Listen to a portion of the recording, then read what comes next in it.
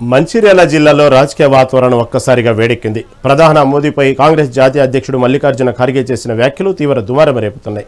ఈ వ్యాఖ్యలను నిరసిస్తూ మంచిర్యాల ఐబీ చౌరస్తాలో బీజేపీ శ్రేణులు భారీ నిరసన చేపట్టారు.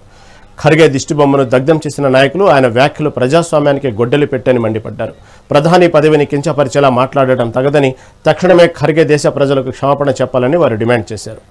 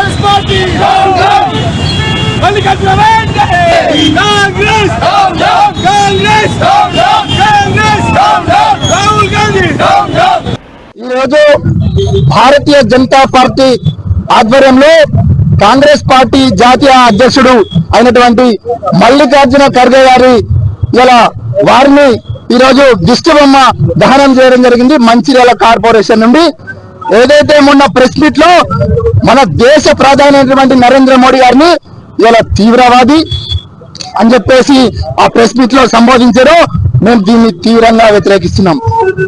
ప్రపంచ దేశాలు, గల్ఫ్ దేశాలందరూ నరేంద్ర మోడీని ఒక పక్క గౌరవిస్తుంటే ఈ కాంగ్రెస్ పార్టీ ఎక్కడ అధికారం రాలేదు, ఎక్కడ ఓట్లు రాలేదు, ఎక్కడ పదవులు రాలేదు అని చెప్పేసి ఒక అక్కసితోటి ఎక్కడ పడితే అక్కడ దేశ ప్రధాని అయినటువంటి నరేంద్ర మోడీ గారిని విమర్శించడం మేము భారతీయ జనతా పార్టీ తరఫున తీవ్రంగా ఖండిస్తున్నాం.